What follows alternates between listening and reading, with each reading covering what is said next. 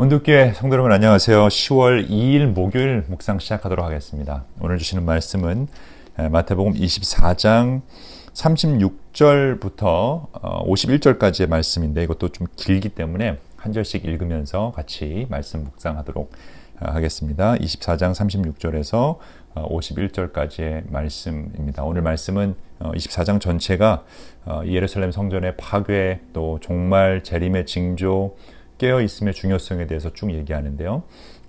이 36절부터 51절까지 우리 같이 한번 묵상 해보겠습니다.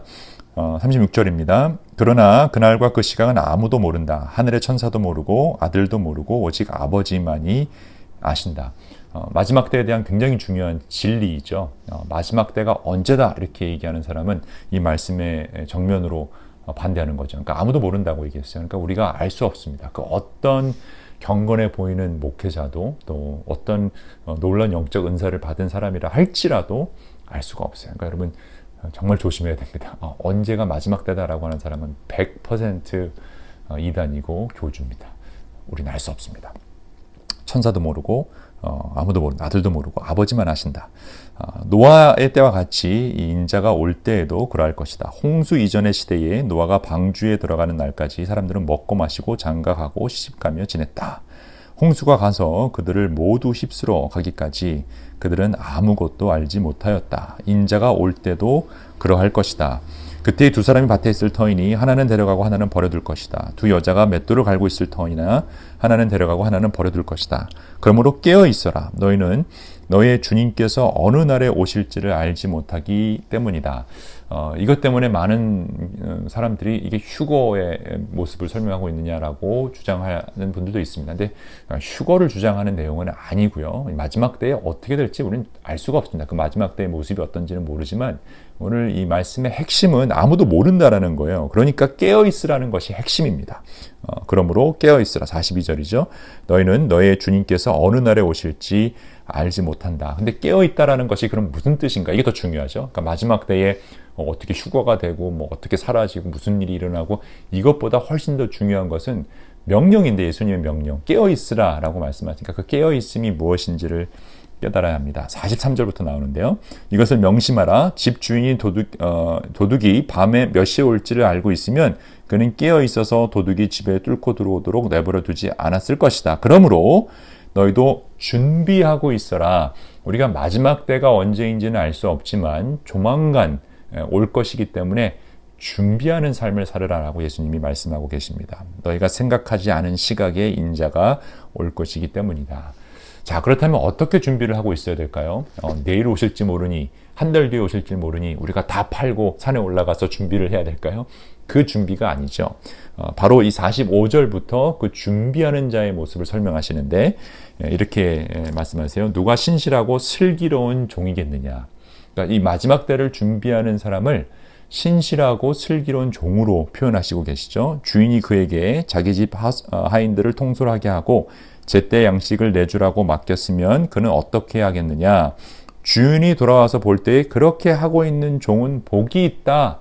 비유하시는 거죠. 그러니까 지금 우리에게 맡겨진 그 명령, 하나님 사랑하고 이웃 사랑하라 라고 했으면 하나님 사랑하고 이웃 사랑하고 있는 모습이 마지막 때를 준비하는 모습이고 마지막 때를 기다리는 사람들의 모습이라는 거예요. 여기도 그렇게 돼 있잖아요. 자기 집 하인들을 통솔하고 양식을 주고 맡겼으면 어떻게 해야 되느냐?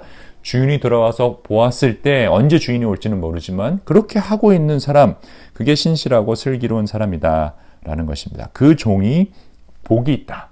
여러분 오늘 복 받는 비결 알려드립니다. 예수님이 하나님이 명령하신 것을 하고 살고 있는 것이 복 받는 것이다 라고 이야기하죠. 내가 진정으로 너에게 말한다. 47절입니다. 주인은 자기 모든 재산을 그에게 맡길 것이다.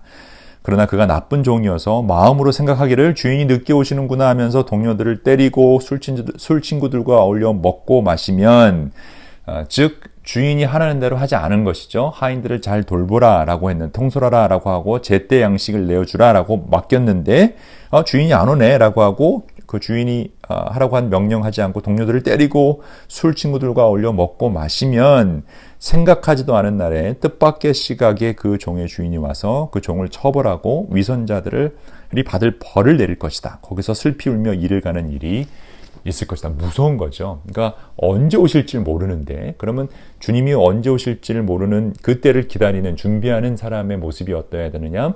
신실하고 슬기로운 종의 모습을 가져야 되는데, 신실하고 슬기롭다고 하는 것은 주인이 하라고 한 그 일을 하고 있으면 된다라는 거예요. 그러니까 우리가 마지막 때를 준비하는 것은요, 주님이 오시니까 지금 내가 뭘 해야 되나, 이 특별한 것을 따로 하라는 것이 아니라 마지막 때를 준비하는 일은 주님께서 명령하신 그 일을 신실하게 하고 있으면 된다.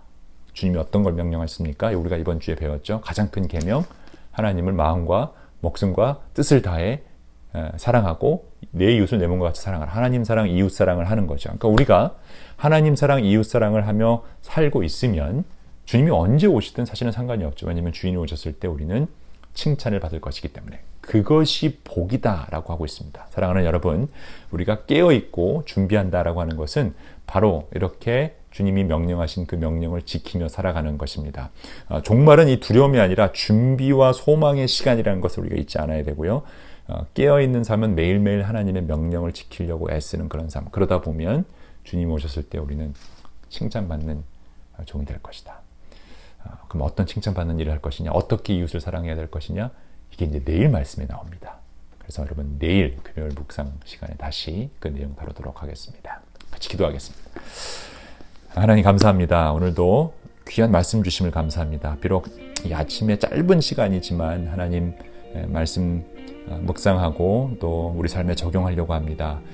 저희에게 지혜 주셔서 마지막 때를 슬기롭고 또 신실하게 준비하는 하나님의 귀한 종들 되게 하여 주옵소서. 주님 가르쳐 주신 또 명령하신 그 일을 하고 있는 종들을 돌보고 제때 먹을 것을 주며 하나님 사랑, 이웃 사랑을 하는 저희가 되었을 때 우리는 가장 큰 복 받은 사람임을 깨닫게 하여 주옵소서. 예수 그리스도의 이름으로 기도합니다.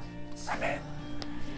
Light on, do good. 오늘도 따뜻하고 또 시원하게 화이팅입니다.